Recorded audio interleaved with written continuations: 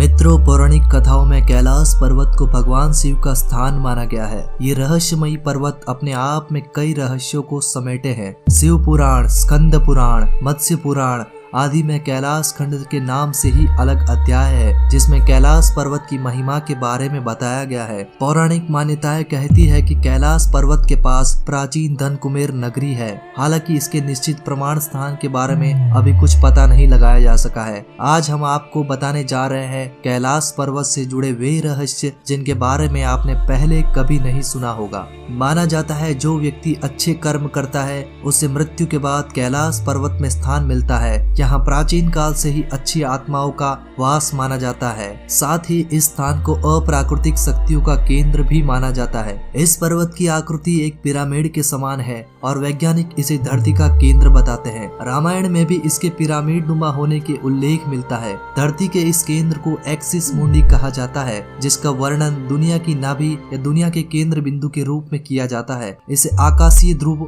और भौगोलिक ध्रुव का केंद्र भी माना जाता है। माना जाता है कि यही वह बिंदु है जहां आकाश धरती से आकर मिलता है। यहीं पर आकर 10 दिशाओं का मिलन होता है।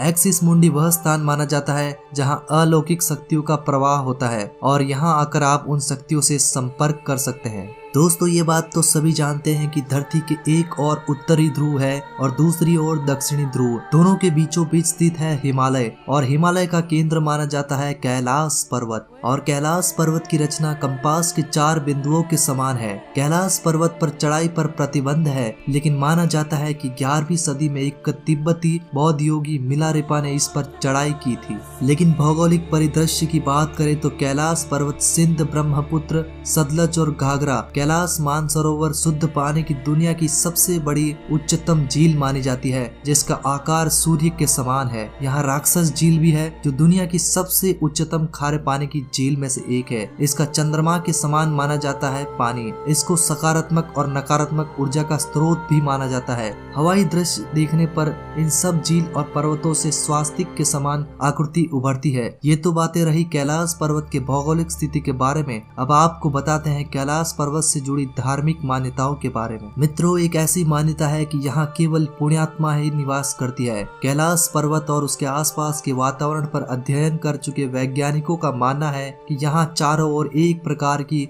अलौकिक शक्ति का प्रवाह है, जिसमें आज भी कई तपस्वी गुरु अपनी साधना करते हैं और ईश्वर से संबंध स्थापित करते हैं। यदि आप कैलाश मानसरोवर झील के क्षेत्र में जाएंगे तो वहां पर आपको एक अलग ही प्रकार की ध्वनि निरंतर सुनाई देगी। ध्यान से सुनने पर यहाँ आपको कानों में डमरू और ओम की ध्वनि गुनगुनाती रहेगी। इस ध्वनि का स्रोत आज तक कोई नहीं जान पाया है। वैज्ञानिकों के शोध के आधार पर भी ये कहा जाता है कि यहाँ पर हवाएं जब पहाड़ से टकराती है और बर्फ पिघलती है तो यह ध्वनि उत्पन्न होती है। इतना ही नहीं, पर्वत के ऊपर आसमान में भी कई बार विशेष प्रकार की दिव्य रोशनी देखे जाने की बातें कही गई है। तो दोस्तों, आपको कैलाश पर्वत के बारे में ये जानकारी कैसी लगी हमें कमेंट करके जरूर बताना।